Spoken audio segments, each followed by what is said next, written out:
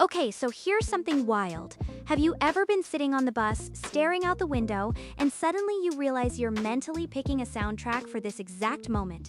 Like, if your life were a high-budget movie, what song would be playing right now to make this commute look deep? Or maybe you've had that feeling where a flight gets delayed, or your coffee order is wrong, and instead of just being annoyed, you feel a weird sense of narrative betrayal. Like the universe is giving you a bad script for your own season finale?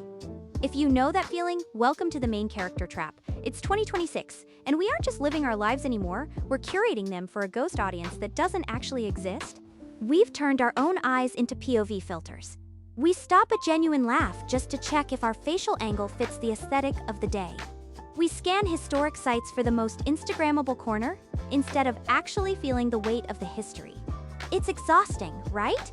You're performing a 24/7's one-man show, and the lead actor you is completely burned out. We're told that to be happy, we need to find ourselves and build our brand. But all we've really done is build a very high-definition prison made of our own selfies. We're constantly checking our lore to see if it's consistent, as if we're a fictional character in a streaming series that's already been canceled. Take a second, just 5 seconds. Think about how tired you are of being you all the time. Think about the energy it takes to maintain that specific version of yourself that everyone expects. Pause for 5 seconds. If this role is a prison, we need a philosopher who knows how to pick the lock. And trust me, she's got a masterpiece of an escape plan. Enter Iris Murdoch. She was a novelist and a philosopher, which basically means she was twice as good at spotting our BS as anyone else. Back in 1970, long before personal brands or main character syndrome were things, she identified the villain of our story. She called it the fat, relentless ego. I love that description. It's not just selfishness, it's structural. She argued that the ego is like a massive gravity well or a powerful magnetic field. It sits at the center of your world and bends everything around it. Think about it. When you meet someone new, are you actually seeing them? Or are you just seeing how they fit into your plot? Are they a potential love interest? A rival? A background character who's annoying you? Murdoch says we falsify reality. We turn people into NPCs, non-player characters in our own personal RPG. We don't see the world as it is. We see it as it relates to us. If the weather is bad, we take it personally. If the train is late, it's a plot device against us. And this is why we feel so lonely. You aren't disconnected from others because you lack reach or followers.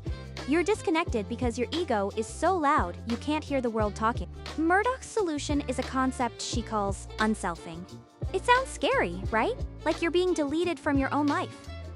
But for her, it's the most freeing thing you'll ever do. It's the moment the magnetic field breaks and the world finally rushes in. She has this famous example. You're brooding over some personal slight, your heart is heavy with me energy, and suddenly you see a kestrel hovering over a field. For a split second, this self-centered agnostic is gone. There's nothing now but kestrel. In that moment, you aren't a main character. You're just there, and for the first time in weeks, you're actually genuinely happy.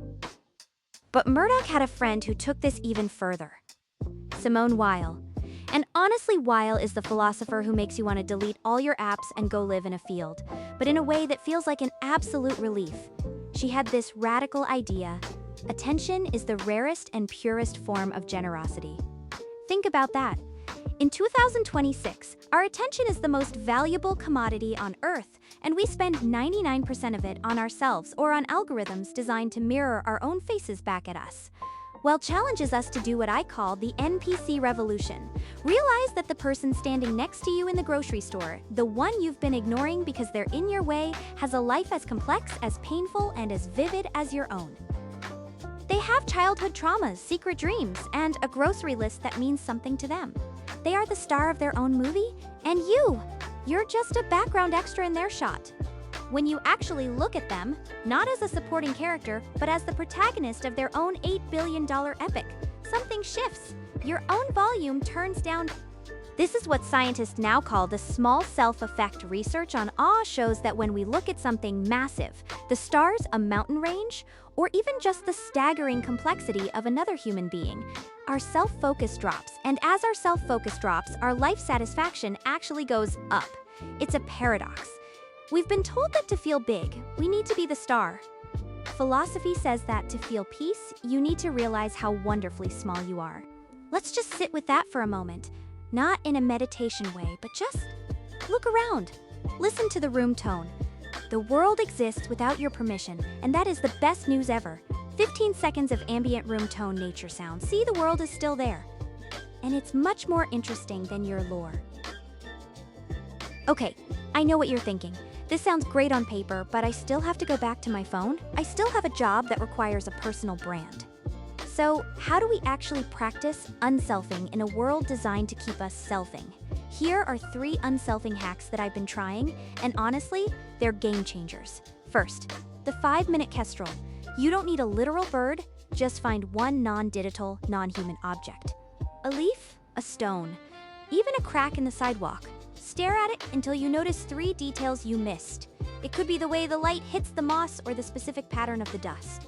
Do this when you feel that main character anxiety peaking. It forces the magnetic field of the ego to snap back to reality.